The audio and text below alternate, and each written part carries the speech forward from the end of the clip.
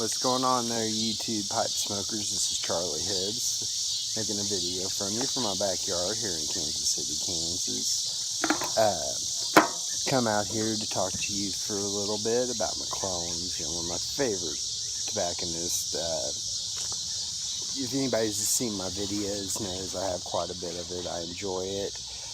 Also, Gawith falls into this category, and probably more so, but we're going to focus on McClellands today and how to deal with curing out a tin. I wouldn't call it drying out. You really don't want to just set it out, let it dry, or where it might become too dry, or dry a lot on the outside, but still be that soaking wet in the core, and it's not going to make for a pleasant smoke.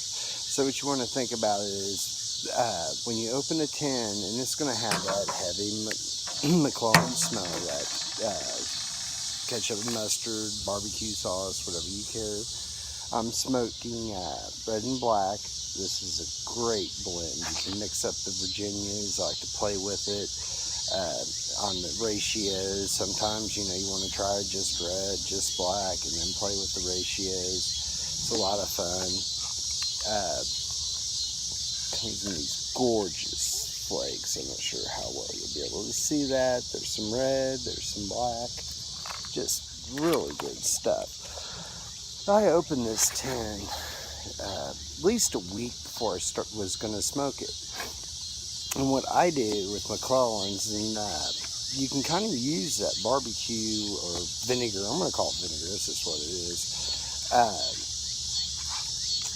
What you want to do is when you open your tin, you smell it. Love to smell it, always smell it. And then I'll just let it set for maybe an hour or two, depending on what blend. Not as much with the ribbon cut. I'm more talking about flakes with this process. But, I'll let it set open an hour or two, put the lid back on it, and then come back in a couple of days, open the lid, maybe let the lid set off for 10 minutes. Smell it, and in that time, what you dried out on the outside will displace the moisture from the core, and then then you just keep rinsing and repeating with a quicker process of a few short minutes until it gets to about where you want it. And that's how I find it's best. I find that if you, like I said, try to rush and dry it too fast, it's just not going to dry correctly, and you're not going to get the best possible smoke.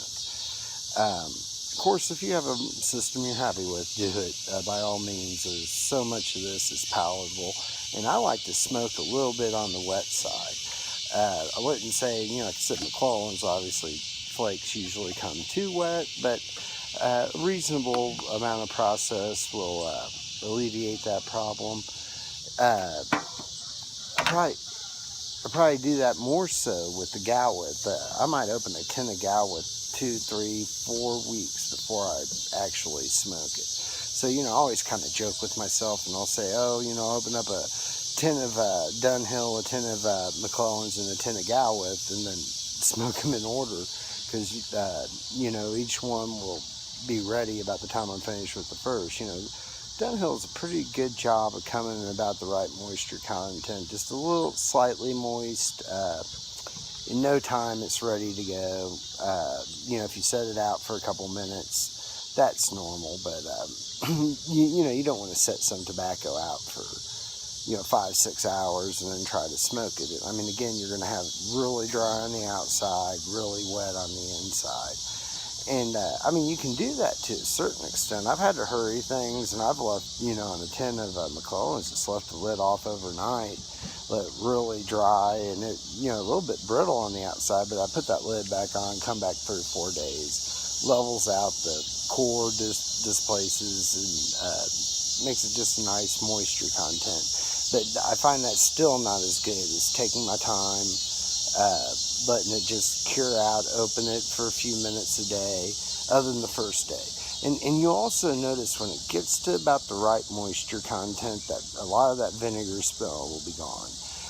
So, you can kind of almost judge that. It's not exactly perfectly true, but it's a pretty good rule of thumb. Oh, right now I'm smoking out of my Savinelli. I think it's 2015 Christmas edition. I got it for $60. Great pipe for the money. And and also while we're talking about our kits, I just want to bring this up. Just like I was talking about curing out the McClellands, I use these bags, and you can put in your tobacco a little bit moist, and it's not sealed up 100%, so it'll let it dry out pretty good too. These are just things I do to get my tobacco to the right moisture content. Like I said, if you got a system that works, go for it. If you want to add anything to mine in a comment or something, I'm always glad to hear from people. Always like to learn. And again, just remember, if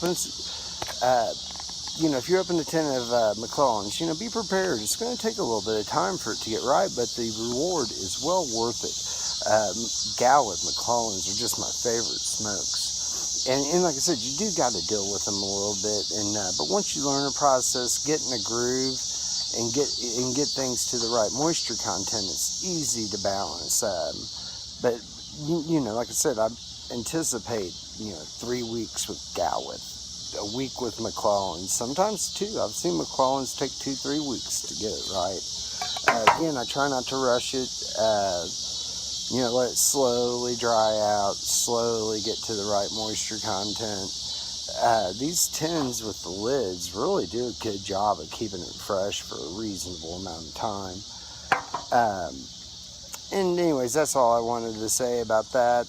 I just really wanted to make a video. I see a lot of people talking about McClellands and like, oh, I put it in the microwave, oh, I put it in the oven. It's like, oh, I hope you don't live close to me because I really want to kick your ass. I mean, that's infuriating. It's like, it can't even be right.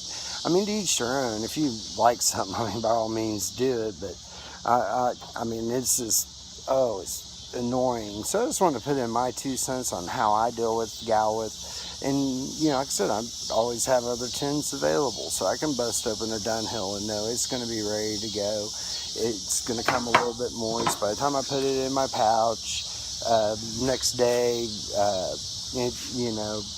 I'll put like 2-3 days worth. I'm going to say that 2 or 3 days worth in here. After a day or so, it's really balanced out good with Dunhill. Just right out of the tin, pop it, go. I always keep. Of course, Dunhill might be going away. Who knows?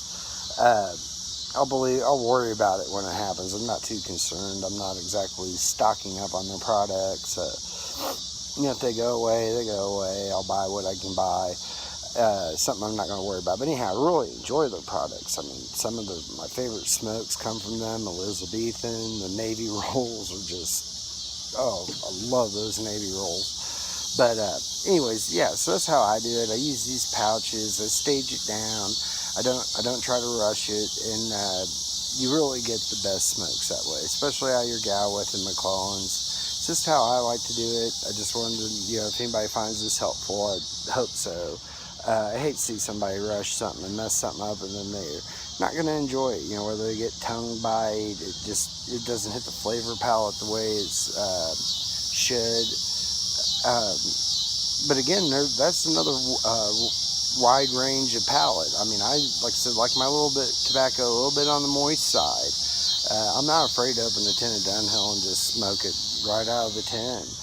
The moisture content, it can lead to steam, but can also make for a cool burning smoke. So, there's a fine balance in life. You got to keep your cadence down. Try not to hit it like a freight train. Anyways, I hope this might add to somebody who thinks they like Gawith but has a problem with the moisture content. Like I said, don't be afraid to open one of these tins and even just set it off to the side. But I encourage you to watch it. Go in every few days, take a look at it, smell it, watch how it dries out, and you'll learn a lot about the process. And it's important, and it's important to smoke it along the way to where you get it where at the stage you like it. Never mind what I like, even though I have my opinion about microwave nukers and shit like that, make me want to choke people to death, string them. But anyways, enough with the rant.